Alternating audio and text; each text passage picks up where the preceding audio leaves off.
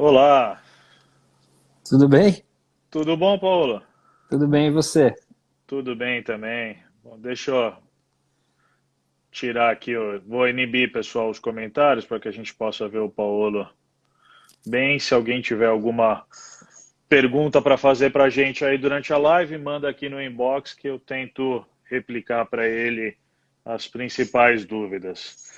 Bom, Paulo, obrigado. Enquanto o pessoal está entrando aí, deixa eu agradecer a disponibilidade para esse bate-papo. Sei que vida de gestor não tá fácil, né? Nunca foi, nunca foi, né? Nunca foi.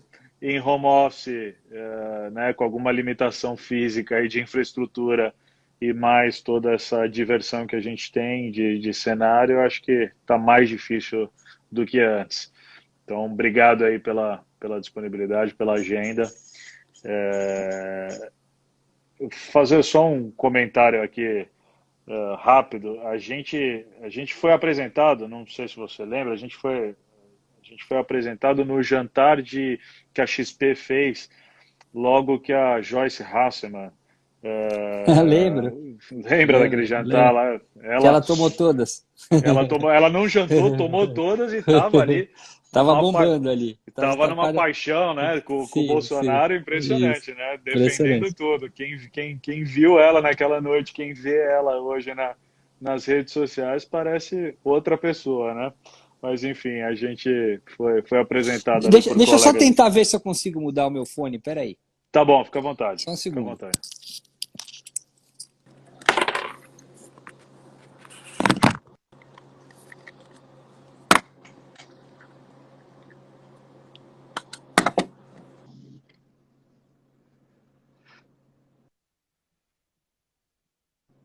Alô? Tá me ouvindo? Eu tô. Você tá me ouvindo? Perfeito. Ah, então tá bom. Boa. Melhor, porque aí eu Vou consigo apoiar aqui, que eu tava com um fone que não dava para apoiar. Agora, esse aqui fechado. sem fio dá para apoiar. Top. Boa. Legal. Então tá bom, vamos começar, né? Eu acho que assim, eu escutei já umas duas lives que você fez aí, acho que no último Tá. mês, acho que a primeira foi com o Furla, Uhum. e imagino que com a mesma velocidade que as notícias estão mudando, também um pouco da cabeça também vai tendo que acompanhar isso, né?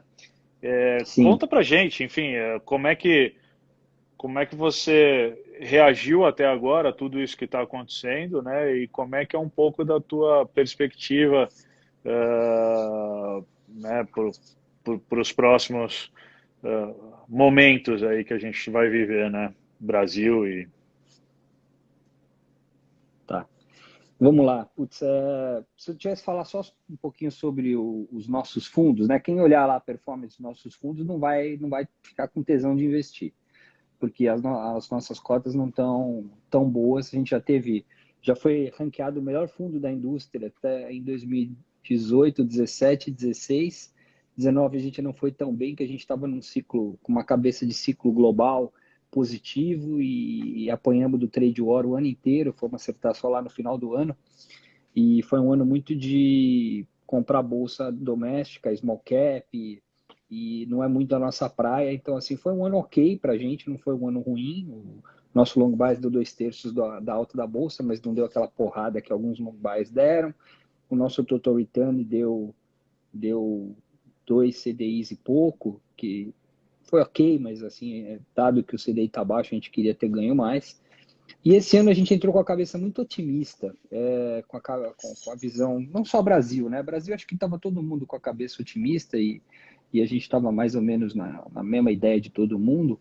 Preocupado sim com um pouco do valuation das coisas, mas enfim, o valuation não estava explicando muito já há bastante tempo, né? Então assim, não comprar porque o valuation estava caro já era uma realidade não só na virada do ano, né? Então era assim um ponto de atenção nosso, mas assim o principal pano de fundo nosso era que a gente estava otimista com a história do global, que o mundo ia crescer um pouco mais esse ano, porque o ano passado tinha tido todo aquele problema do trade war, era um ano de eleição nos Estados Unidos, a gente achava que o Trump ia deixar acalmar um pouco o cenário interno dos Estados Unidos e o cenário de trade para tá com a economia forte para se reeleger. Então, assim, esse era o pano de fundo. E aí que a gente se arrebentou, porque foi um ano, você vê um negócio fora, um inimigo invisível, né, que é o vírus, e pegou a gente com uma cabeça muito otimista. Nosso mandato não obrigatoriamente a gente é otimista, tem uns caras que são meio otimistas de plantão por aí, né? E tá sempre otimista, tem alguns que falam, eu sou um otimista inveterado, não é o nosso caso. Mas, assim, a gente achava que, de fato, o fundamento estava na linha mais otimista, tanto lá fora quanto aqui, e a gente estava comprado, e aí veio realmente esse inimigo invisível e pegou a gente num momento na ponta errada. E a velocidade do impacto no mercado foi muito rápida, né? Você viu aí, tipo, foi a maior queda mais rápida da história de todos os tempos, 6 circuit breakers e tal, e aí quando você entra mal num ciclo de baixa, fica difícil. A sua moral cai, você está vamos dizer, mal posicionado, você ajusta a carteira, você tem que ajustar a sua visão sobre mercado, tudo, e enfim, a gente acabou tendo um prejuízo no final de fevereiro, início de março, que machucou bastante a nossa performance no ano. A gente veio recuperando o mês passado, a gente de meados de março para frente, a gente fez um ajuste forte na virada de fevereiro para março, reduzimos bastante o nosso risco. A gente é uma casa muito tática, não ia ficar lá de peito aberto esperando o mercado bater o low. A gente reduziu, sim, posição em todos os fundos, quase zeramos nossa posição net, zeramos praticamente a nossa posição net na virada de fevereiro para março, mas meados de março a gente voltou a ficar um pouco mais comprado, eu diria assim, no meio do caminho que a gente costuma estar. E desde então a gente tem segurado isso, uma visão meio do caminho comprado, que no total return, lá que é o nosso fundo multimercado mais alavancado, seria uns 20% comprado, 25% comprado. E a gente tem carregado essa posição desde então. O que a gente fez foi sair um pouco do tema Brasil, que a gente estava posicionado, Global Cíclicos, Via Brasil, e estava posicionado sim em ações no Brasil também, e partimos para uma cabeça mais Estados Unidos e China. A gente acha que esses são os dois blocos que saem melhor da crise que a gente está vivendo. A gente não sabe quando essa crise vai acabar do ponto de vista de saúde. Já tem alguns sinais, né? Uma quarentena que aconteceu na China, uma outra que aconteceu na Coreia, uma que está acontecendo, está terminando na Europa, a nossa, dos Estados Unidos, enfim, já tem uma ideia mais ou menos do que essa primeira quarentena, já tem mais ou menos uma ideia da doença, já tem mais ou menos uma ideia dos tratamentos que até agora existem, que ainda, enfim, não tem nada, nenhuma bala de prata que foi desenvolvida ainda para resolver esse negócio, mas tem muita gente trabalhando em cima disso. Biotecnologia violenta no mundo, eu acho que não é improvável que em algum momento se encontre alguma coisa mais efetiva, mas demora, principalmente pela questão de testes e isso que a gente está mais ou menos aprendendo ao longo do tempo. Mesmo que se encontre uma bala de prata, para ela virar uma coisa de fato que possa ser usada em larga escala, com a larga produção, vai demorar um pouco mais, alguns meses, se for de fato encontrado. Então, o que a gente está vendo é que assim, as economias estão tendo um impacto extraordinário, né? Uma queda de PIB jamais vista em todos os grandes blocos econômicos, e para compensar isso, uma reação dos bancos centrais também jamais vista, né? 17 trilhões de dólares estão sendo injetados no sistema via monetária e fiscal, 3 vezes maior do que o que foi injetado na crise de 2008, isso num prazo de mais rápido, né? 2 meses. Então, assim, é um mar de dinheiro que está sendo injetado no sistema para controlar a parte financeira da crise. Acho que essa já passou, eu diria, até aí no Brasil. Acho que o auge da crise financeira foi ali final de fevereiro, início de março. O que eu chamo de crise financeira é aquela que, assim, tipo, o cara que nem eu, foi pego na ponta trocada. O cara tem que se ajustar. Então, o cara tem que reduzir gross, tem que reduzir net, tem que repensar a carteira, resetar tudo e começar de novo num novo cenário. Acho que todo mundo já fez isso. Quem está otimista é porque quer estar mesmo, quem virou pessimista já virou, e a posição técnica do mercado ficou mais leve por conta disso, porque, de novo, eu sou um exemplo clássico. Fiz uma mudança bastante grande da minha carteira, e agora estou com a carteira que eu acho que tem a cara Mais leve. do que a gente está vivendo. E todo mundo meio que fez isso aí. Então, assim, os bancos centrais meio que ajudaram todo mundo a fazer essa. Quem tinha crédito, o Banco Central americano deu saída, quem estava mal posicionado, não sei o quê, o Banco Central deu saída, a liquidez do sistema deu aquela drenada no final de fevereiro, início de março, o Fed entrou dando liquidez em todas as curvas, em todos os vértices, em todos os mercados, e meio que desalavancou o sistema, né? Se alavancou, mas desalavancou o sistema. Então, eu digo que isso foi o pico da crise financeira. Então, agora vai vir a crise econômica, que é que a gente não sabe qual é o tamanho, é uma crise muito forte, né? Obviamente, economias pararam, setores pararam, e o que vai dizer o tamanho do problema é o quanto tempo vai ficar parado.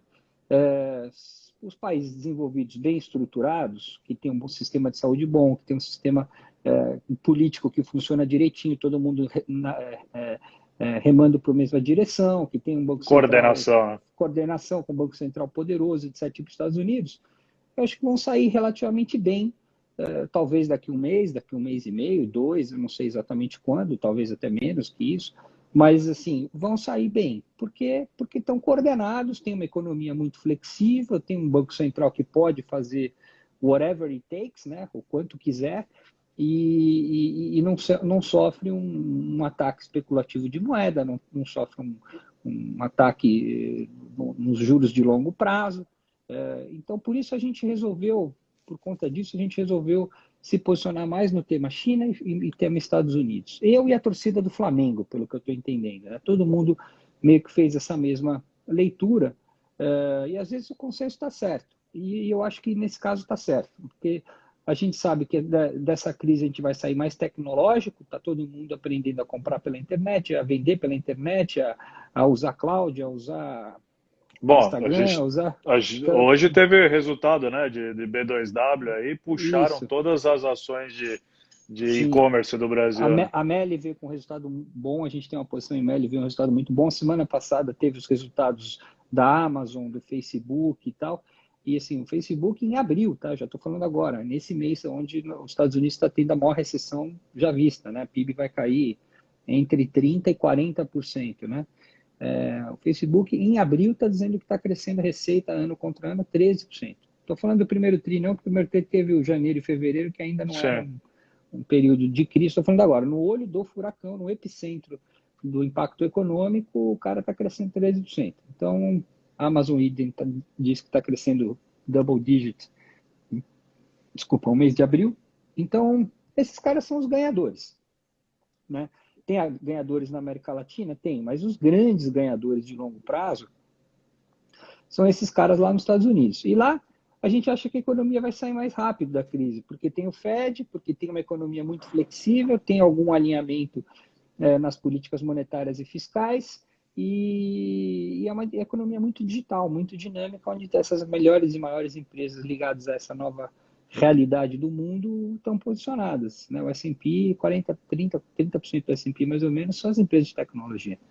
Então, por conta disso, a gente resolveu meio que direcionar o nosso portfólio para lá, e do que a gente tem no Brasil, a gente resolveu ficar mais defensivo, temos um pouco de utilities, porque depende menos de PIB, menos de crédito, menos de renda, menos de confiança, né? Então, um setor mais defensivo, aquele momento assim, tipo, na nossa visão mais macro, né? Que a gente é uma casa de opera equity com uma cabeça mais macro, nesse momento eu quero ter coisa que ganha com aceleração de PIB ou que perde com aceleração de PIB? Como é que eu quero me posicionar? Coisa que depende muito de PIB? Não, eu não sei o que vai acontecer com o PIB, ninguém sabe. Tem projeções que vai de -3 a -10. Eu não faço a menor ideia qual o número que vai ser, acho que ninguém sabe, mas o que a gente sabe é que a coisa está feia. E aí, então, a gente montou uma carteira defensiva doméstica com o setor de utilities, telecom e saúde, que são setores que as pessoas gastam independente de estar ou não estar otimista com emprego, com renda, com tudo. E a gente tem coisa que exporta para a China, que a gente pega o câmbio desvalorizado e pega essa dinâmica da China, que acho que é outro bloco que sai rápido da crise, porque tem um estado forte indutor de crescimento. Então, a gente já está vendo, inclusive, a produção de aço na China hoje, nessa semana, saiu os números. Nessa semana, já está no mesmo nível dessa mesma semana do ano passado, produção de aço. Tá? O consumo está muito abaixo, o consumo está tipo 40%, 50% abaixo do que era o ano passado. As pessoas voltaram saíram da quarentena, mas não estão comprando, não estão consumindo, as empresas não estão investindo. Mas o aço está no mesmo nível do ano passado. O que quer dizer isso? Vai ter investimento em infraestrutura. Não está formando estoque. Os estoques de aço também estão baixos. Então, está dizendo o seguinte, a China vai sair dessa crise, dado que O o governo consumo, vai gastar.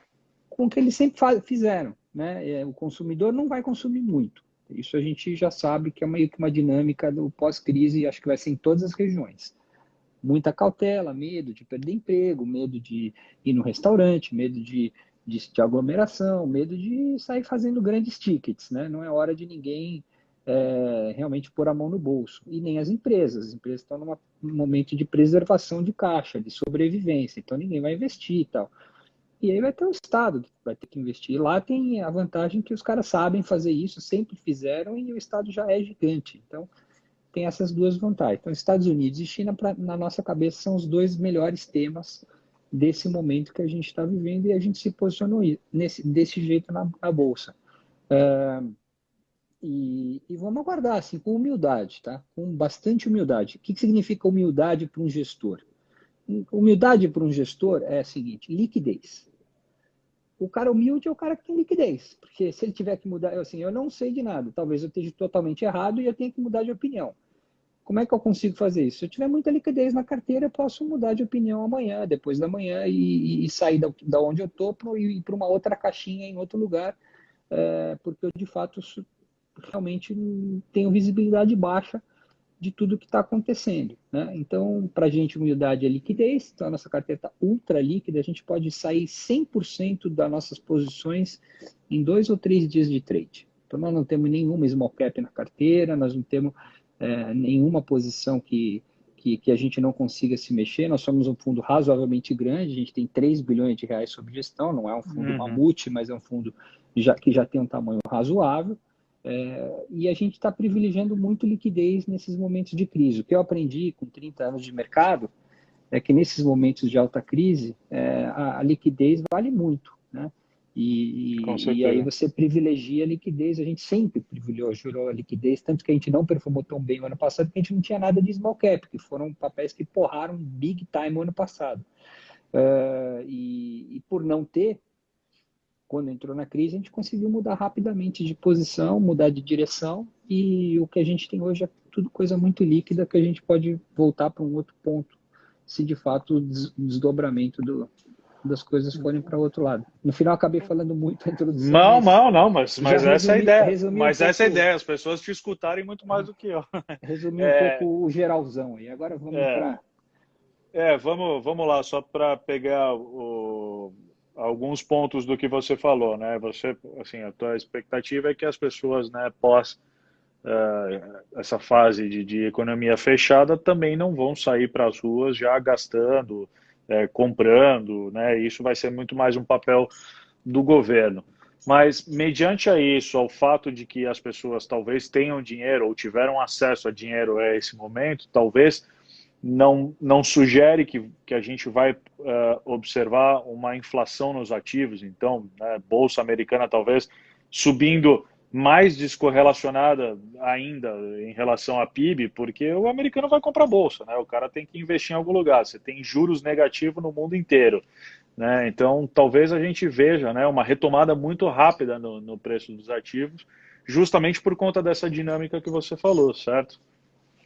Eu concordo totalmente. Eu acho que a gente vai sair dessa crise numa bolha financeira, por causa dessa questão do juro muito baixo, dessa impressão de helicóptero, né? Literalmente tem um termo na literatura econômica que chama helicopter money, né? Que dinheiro de helicóptero, e de fato foi Distribuir, né?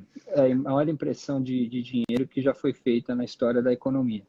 Então, isso leva a um custo de capital muito baixo, né, os juros muito baixos.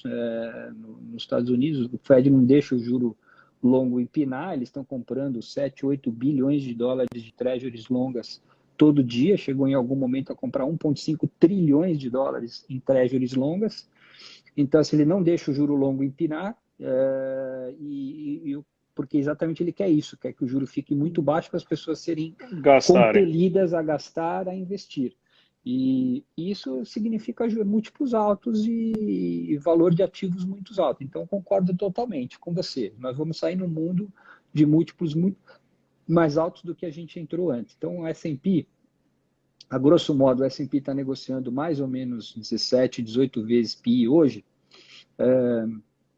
Na minha cabeça, quando as coisas estiverem mais normais, e assim, sei lá, segundo semestre, meados do segundo semestre, se for esse o caso, da economia americana já está entrando numa trajetória mais normal no meados do segundo semestre, de novo, entrar na trajetória de Sim, lógico. caminhar na direção, não é que vai estar lá no PIB normal, quando ficar claro que tem uma curva e que a curva é aquela ali, a gente vai ver múltiplos que a gente não viu no passado. Essa é a minha visão.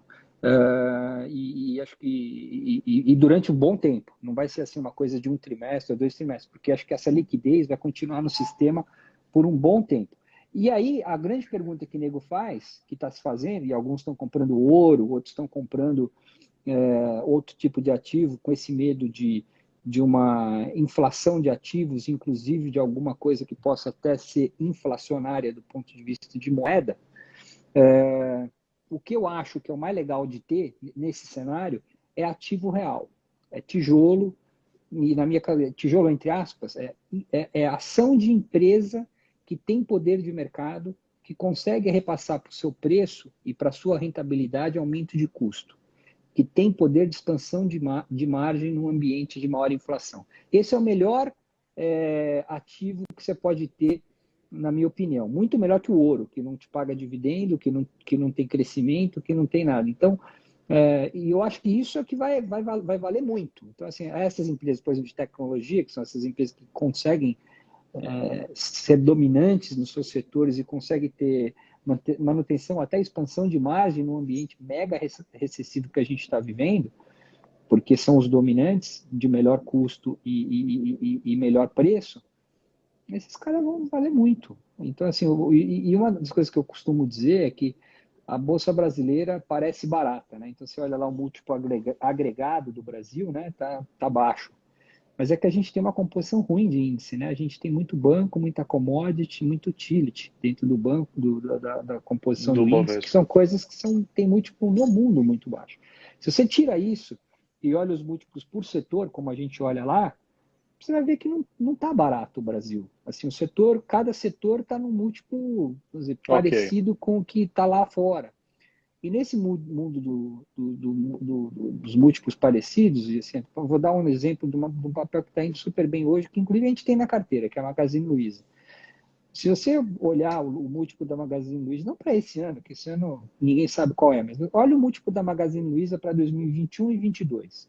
Admitindo que o consenso esteja certo, e é provável que não esteja, porque ninguém sabe exatamente como é que vai ser 2021 e 2022. Mas partindo desse princípio, se você olhar os múltiplos da Magazine Luiza 21 e 22, você vai ver que ela trade praticamente no mesmo múltiplo da Amazon para 21 e 22. Então, ou até um pouquinho mais cara. Então, eu não vejo um puta desconto para você estar posicionado em ações Brasil quando você compara banana com banana. Né? Claro que tem uma ou outra coisa que tá, mas aí você vai entrar no idiosincrático de empresa que está sofrendo, que tem problema de balanço, que tem problema dúvidas sobre o próprio business, etc, etc. Então, a turma de qualidade, né, que é onde a maior parte do pessoal investe e está posicionado, se você compara as qualidades aqui versus as qualidades lá fora, por exemplo, BMF, B3. A B3 negocia no mesmo múltiplo de uma bolsa lá fora. É melhor, é pior? Vai ter questionamento se sim ou se não, mas assim, não há um grande desconto para você estar posicionado hoje nas coisas boas do Brasil. E nem acho que vai ter, porque nesse ambiente de incerteza, as coisas boas passam a ter um valor muito acima, talvez até do que é o justo, que é a história que você falou dos múltiplos, né?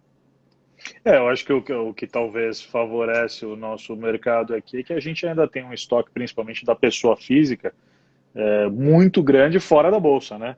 Uhum, O americano já tem um estoque em renda variável muito grande, né? Já é uhum, culturalmente a maior parcela do investimento do americano se dá em ações. Aqui no Uhum. Brasil, eu acho que o que a gente pode esperar, de repente, com essa nova dinâmica de juros, que daqui meia hora a gente vai conhecer aí a nova Selic, Deve cair esse é 0,50, 0,75 aí que o mercado está esperando. provável, né? Então, é mais uma gasolina, né, para o investidor pessoa física e para ativo de risco, né, para a bolsa. Então, eu acho que Daí eu dou. a gente também vai ver múltiplos mais caros aqui, Vai, pelo vai. visto, Não né? tem nenhuma dúvida.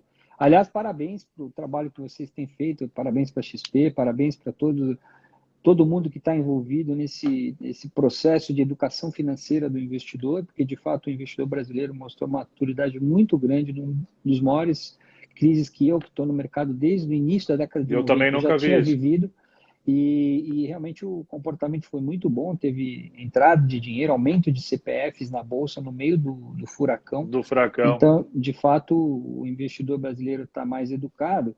E aí a sugestão que eu dou dentro desse modelo de educação financeira é diversifique o seu patrimônio para um pouco fora do Brasil.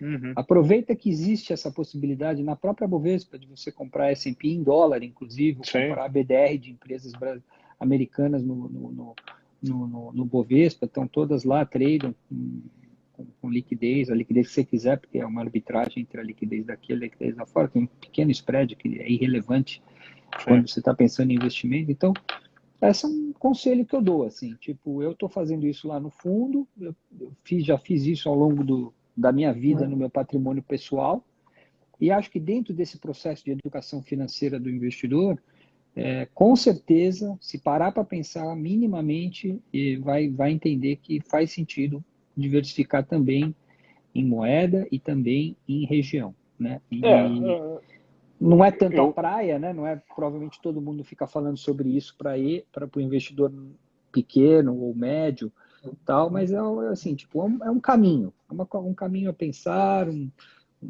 tema a refletir.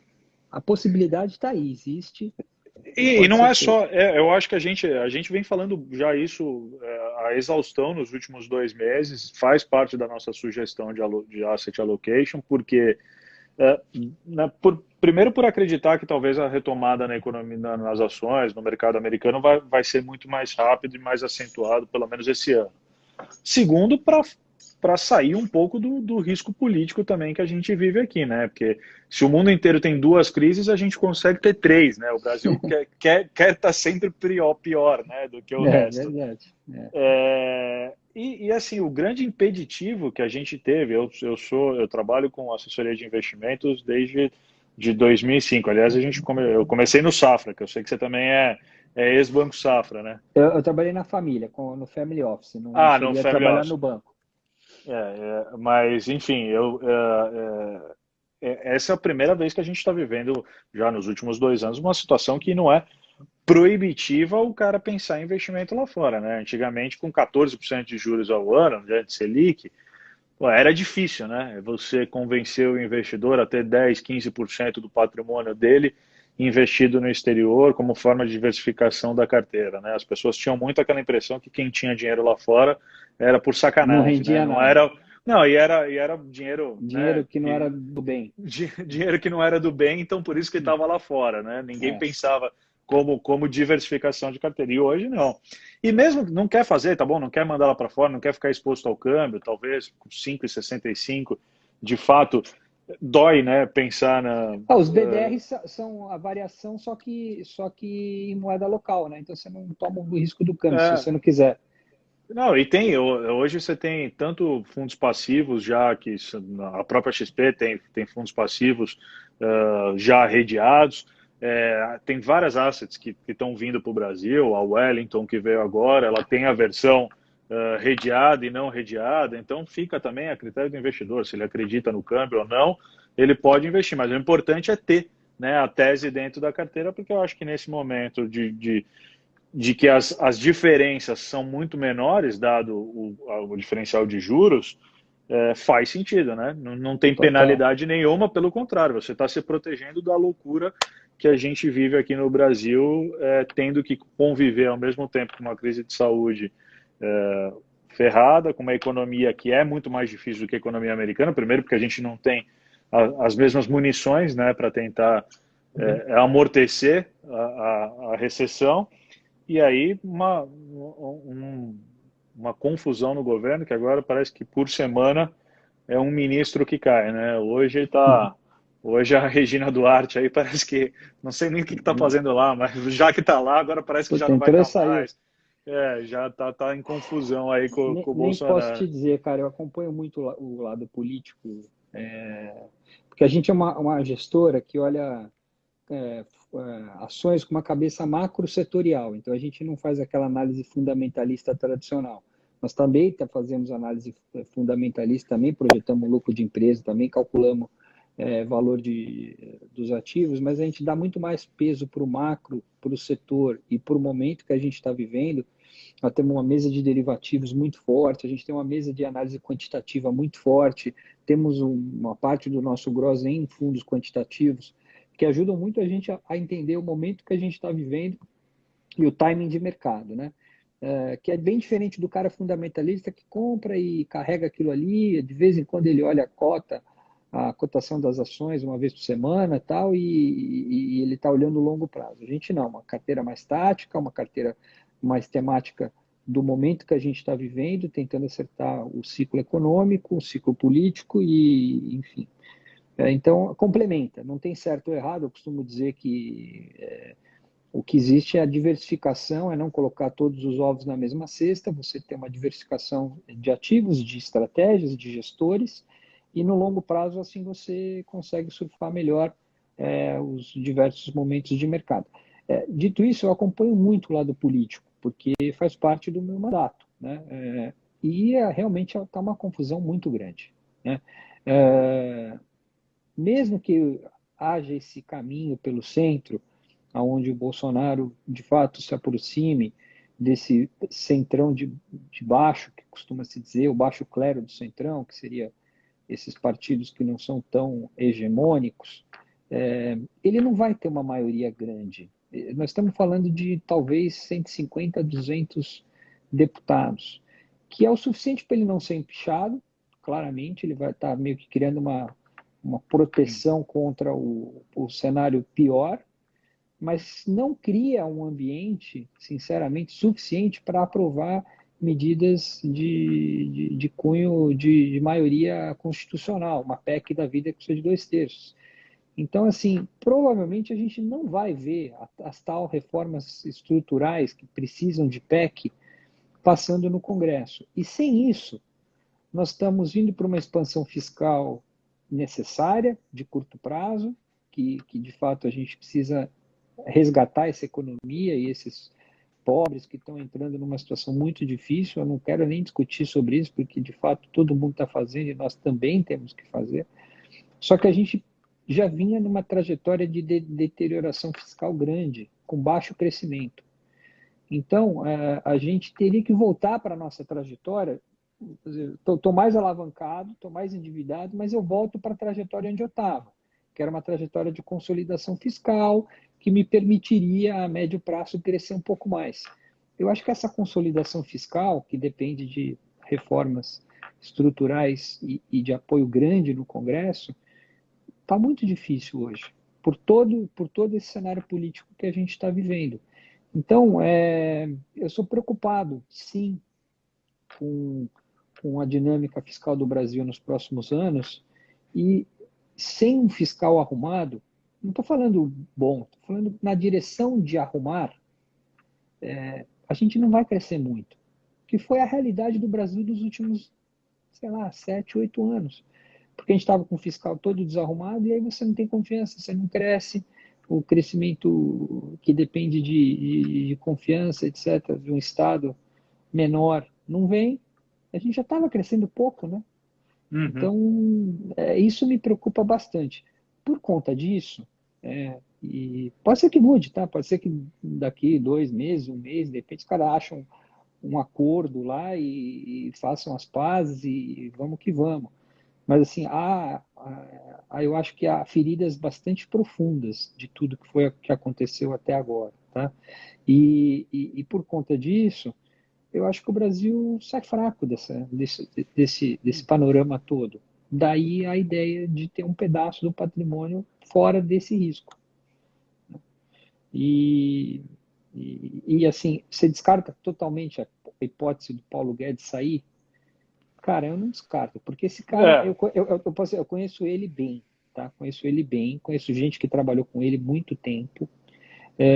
Ele é um cara, é um cara de opiniões muito fortes. É um cara de realmente, o cara, ele tá lá porque ele tem uma convicção muito grande do que tem que ser feito. Se ele não sentir que tem os instrumentos para fazer, porque tudo depende do Congresso no Brasil, para você aprovar qualquer coisa, você precisa de uma emenda, você precisa de uma PEC, você precisa de um MP, alguma coisa que passe pelo Congresso. Se ele sentir que ele não tem apoio no Congresso, e esse centrão de baixo, aonde o Bolsonaro está se ancorando, não é um centrão com visão liberal na economia. Muito pelo contrário. Se você for olhar historicamente onde é que esses caras votaram ao longo do tempo, eles sempre tiveram uma visão mais desenvolvimentista, mais do Estado, mais corporativista. Então não é muito desses caras fazer o tal de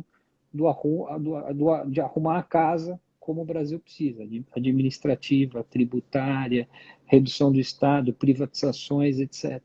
Nunca foi muito a praia desses caras. Então, e nem foi muito a praia do próprio Bolsonaro, né?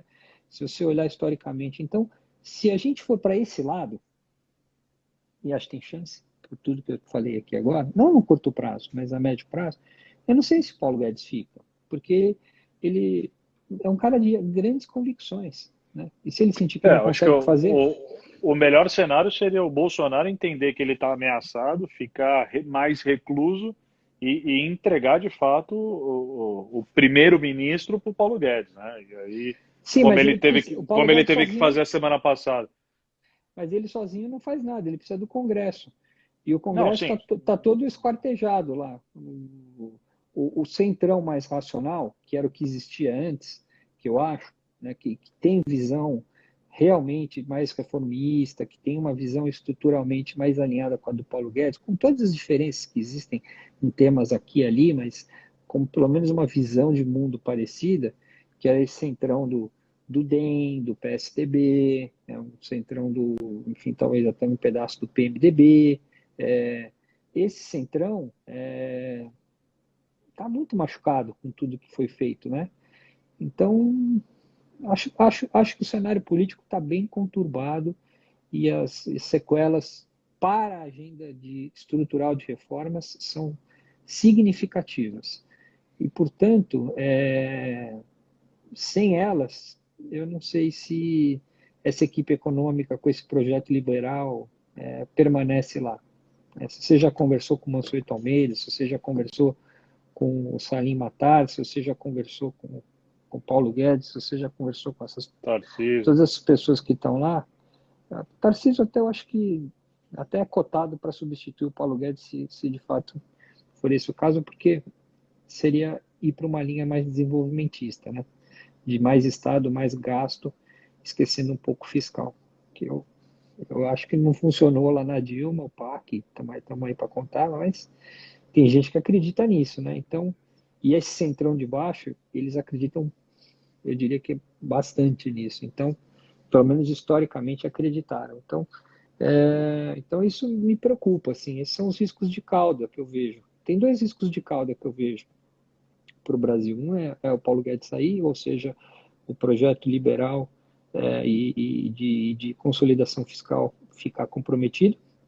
E dois, a gente mandar mal na doença, né? Mandar mal no controle da pandemia, que já está meio que se mostrando isso, né? As curvas estão ruins, voltaram a empinar, essa briga política não ajuda nessas relações entre estados, municípios e o federal, e aí a gente tem uma economia que volta pior, volta capenga, volta e depois deixa de voltar, tem uma segunda onda, nós vamos entrar no inverno, um período que é mais difícil, onde tem mais aglomeração, as pessoas ficam mais reclusas e normalmente você tem mais resfriado, normal, né? É sazonal o Uhum, negócio. E aí a sim. gente fica lá meio que capengando com a economia meia boca até o Mais final tempo. do inverno, entendeu? Sei lá, até agosto, setembro. E aí você perdeu o segundo semestre. Aí eu acho que isso não está no preço do mercado a 80 mil pontos, 78. Eu acho que isso não. O que está no preço é que a gente vai voltar mais ou menos que nem o resto. Aí, o terceiro tri já é um pouco melhor, o quarto tri já é bem melhor e o ano que vem já é um ano de boa recuperação. Uhum. E acho que eu vejo sim, pela forma com que a gente está conduzindo a doença e toda essa bagunça institucional, que a gente pode sair pior, né? E, enfim, uma coisa que a gente está monitorando de perto. Você está falando de riscos de cauda e eu acho que talvez de alguma forma você também está pensando em eleições americanas, né? Porque com a maior posição lá na Bolsa Americana, você acha que o Trump sai mais forte dessa crise, com mais chance de, de levar, né, a reeleição? Ou Eu, está eu, difícil ainda de prever qualquer coisa? eu tinha uma opinião muito forte de que ele se reelegeria antes da pandemia, por conta da economia boa, por conta enfim, do apoio que ele estava. Cara, eu tô com mais dúvida, assim, sinceramente, porque eu tenho ouvido alguns cientistas políticos renomados nos Estados Unidos e existe uma boa divisão. Tá? Existe sim uma corrente que acha que ele perde e perde por alguns motivos. Primeiro, por conta da própria economia que vai estar muito pior do que se imaginava no período da eleição. Por mais que os Estados Unidos vai sair mais rápido e tal, é uma Uhum. recuperação lenta, tá? Dois, você olha os swing states, que são os estados que decidem, né?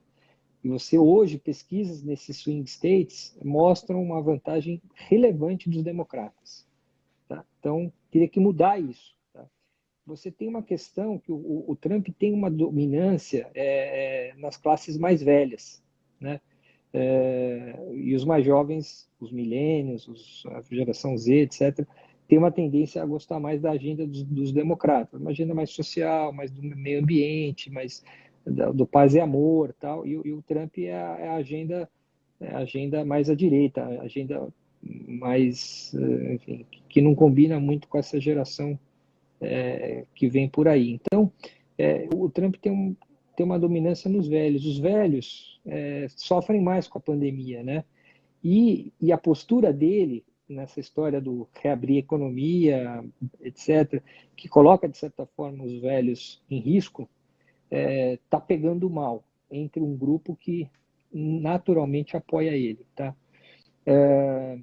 Ainda está muito cedo para dizer, tem bastante água para passar embaixo dessa ponte, mas eu acho que é um risco que precisa ser considerado. Aumentou. A boa notícia é que o É que o democrata que vai concorrente não é entrar ruim, né? não é horrível, né? Não, É. eu acho que é ruim para o mercado, eu acho que o mercado prefere o Trump do que o Biden, mas o Biden Mas não não é o é, Bernie Sanders, né? Não é o. exatamente, Não é. não é um bicho de sete cabeças. Então, mas assim, acho que pode trazer alguma volatilidade sim para o mercado. Acho que não agora, mas assim para o segundo semestre, talvez julho, agosto, quando a coisa ficar mais quente, o assunto mais quente. E não é à toa que o Trump começou uma retórica mais forte contra a China, né? Porque os democratas normalmente são mais globalistas, têm uma visão mais de uma economia global mais integrada, têm uma visão menos negativa sobre China. E ele vai fazer esse contraponto, né? Que a China criou esse vírus, que ela é responsável, ele já começou a tuitar, enfim, o discurso político ir nessa direção para ver se ele reconquista um pouco do espaço perdido falando mal da China. Patriótico. E, inclusive, é um risco de curto prazo para o mercado. Todo dia está saindo uma noticiazinha aqui e ali, etc., de voltar ao trade war, de voltar não sei o quê. Hoje mesmo saiu e tem trazido alguma volatilidade para o mercado no curto prazo, porque o que menos o mundo precisa agora é estar arrebentado do ponto de vista de saúde, um ponto de vista de economia e ainda entrar numa briga econômica dos dois maiores blocos do mundo, de novo, né? Então, Uhum. enfim, tem muito risco aí na mesa para dizer que acho que é um momento de cautela, vamos para a bolsa, vamos. mas vamos devagar, vamos sabendo o que está fazendo, vamos aos poucos, não é hora para voluntarismo, né? Acho que sim. é hora para você estar bastante sabendo o que está fazendo, aos poucos, porque tem muita vol aí, potencial. A gente, é óbvio, a gente também acredita nisso, que eu acho que os mercados vão acabar reagindo um pouco mais rápido por conta dessa dinâmica de impressão, né, monetária no mundo inteiro, enfim, de juros baixos e tudo isso favorece os ativos de risco, mas a gente sabe que não é uma linha reta, né? Então não dá para o investidor achar que a bolsa agora está 80 mil, já o mês que vem já vai estar 90, 100, né? Se fosse assim muito fácil, Ó, as é, contas que a gente faz, só para dar um pouco de número, se você acha que o risco Brasil da tela que está hoje está certo, eu não sei se está certo, mas enfim, é um mercado super líquido e que tem um preço, tá? Se você colocar o risco Brasil de hoje na tela, no teu modelo de valuation de uma empresa, se você considerar que você vai ter um ano pior em todos os setores, um mais, um menos, obviamente tem setores que até vão sofrer quase nada, mas enfim, na média tem um corte razoável de anos nos nossos analistas, as contas que eles fazem, você tira esse um ano pior e talvez o ano que vem também um pouco pior do que você imaginava antes, tá? Se você coloca essas duas variáveis no modelo de valuation, você vai ver que a bolsa tinha que estar perto de 80 mil, onde ela está. Então está fera a bolsa brasileira. Você uhum, pode argumentar que o risco Brasil está errado, está muito alto e que ele vai cair. 450 uhum, não reflete o fundamento do Brasil e ele tem que voltar lá para, sei lá, 400, tem que voltar para 90 pontos que estava antes da crise. Aí tem muito upside, né? Mas os eu acho que assim, investidores de tem, renda fixa estão dizendo que o cenário piorou estruturalmente. E então, assim, eu acho que eu colocaria essa pitadinha aí de ceticismo um pouco para reflexão, entendeu? Houve um aumento significativo no juro longo brasileiro e no risco país. Isso reflete no preço dos ativos. Então, aquele preço que a gente viu antes, de 120 mil pontos, etc., etc., teria que melhorar esses macro riscos brasileiros muito para você voltar naquele patamar. O que eu acho meio incondizente com a com história, outro, com o filme do que a gente viu nos últimos 60 dias. é, assim, é que também tem outros fatores subjetivos que fica difícil da gente agora, tá? Ainda está todo mundo no começo, mas que provavelmente vai influenciar também positivamente algumas empresas listadas, porque são eventualmente as maiores de cada setor onde elas orbitam ali, que é a destruição e quebra de concorrentes menores, né? Então, naturalmente, algumas empresas que estão ali listadas, sendo negociadas na bolsa, vão acabar tendo uma recomposição de mercado, né, de receita, de venda, seja lá o que for o setor dela, por conta disso, né?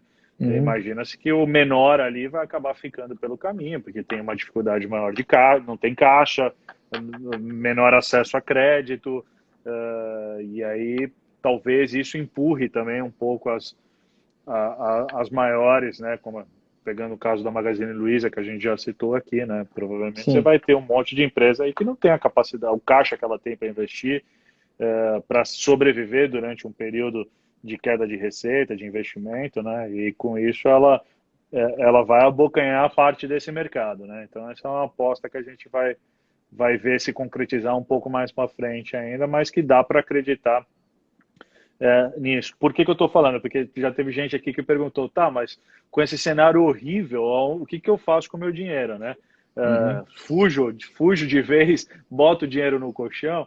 Eu acho que, obviamente, não é isso. Eu acho que em todos os. O melhor é ter um portfólio sempre balanceado. O que a gente acredita agora, e ouvindo você falar, corrobora com várias conversas que a gente está tendo aqui, né, de uma alocação global, não mais só Brasil, como o investidor brasileiro esteve acostumado durante muitos anos. Você tem 1 milhão de instrumentos hoje disponíveis para se fazer um investimento no exterior, seja através dos próprios fundos multimercados e de ações brasileiros que já estão fazendo isso para você. Então, o gestor profissional, ele parte do patrimônio lá do fundo já tá sendo alocado no exterior. Isso vai do mais pessimista ao mais otimista, né? Eu vi no mês passado, assim, o Márcio Appel lá, o do Adam, que estava super pessimista, na contramão do mercado inteiro no começo do ano. Ele tem lá suas apostas em bolsa americana. E o Stuberger, que estava super otimista, né, achando que a bolsa ia andar não sei mais quanto, não sei o quê, também apostando hoje uma grande parcela do fundo em bolsa americana. Eu acho que então, assim, é um consenso, né, da indústria de que isso é mais saudável para o portfólio atual. E aí você pode fazer através da bolsa, como a gente falou, né? Tem o ETF lá, o IVVB11, que é o ETF do S&P, tem as BDRs, tem fundos passivos, fundos ativos. Então, acho que não precisa abrir conta no exterior, não precisa, né? Para quem pode fazer, também é bom, mas não é mais Sem dúvida, isso é obrigatório que uma você faça isso. facilidade absurda. Tem a RPS, mas assim, Não, eu tô, assim, eu tô, eu tô enchendo o a saco, indústria mas inteira. eu acho que faz sentido. Assim, de novo, onde eu ponho dinheiro, tem coisa na Bolsa Brasileira que não tem a ver com isso que a gente está falando aqui, de Estados Unidos e tal, e que vai bem. De novo, essas coisas mais defensivas vão bem.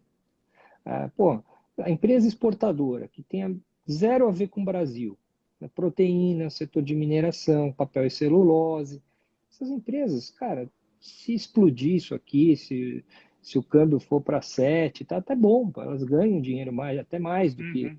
é, Quanto pior, melhor para essas empresas, tá certo? Então, de Brasil, eu estou dizendo. Então, tem alternativa, setores mais defensivos, setor de saúde, setor elétrico, telecomunicações. Cara, são setores que vão bem, mesmo num cenário muito ruim de Brasil. Por quê? Porque não, é coisa de saneamento, é coisa de utilidade. Saneamento, por exemplo, uma das coisas que a gente está vendo é uma crise de saúde forte. Uhum. Pô, todo mundo que eu ouço lá em Brasília fala, olha, não aprova nada, tá difícil, tá muito difícil, quebrou, etc, etc. Mas o saneamento pode fazer sentido, né? Nós estamos vivendo um negócio de saúde pública, investimento em infraestrutura, talvez seja uma saída para o Brasil. E aí não tem muito assim, o cara da esquerda não é tão contra essa agenda, e nem o cara da direita, e nem o Bolsonaro, a turma do Bolsonaro, e nem a turma. Então pode ser que algumas coisas andem, por exemplo, a agenda de saúde, de saneamento.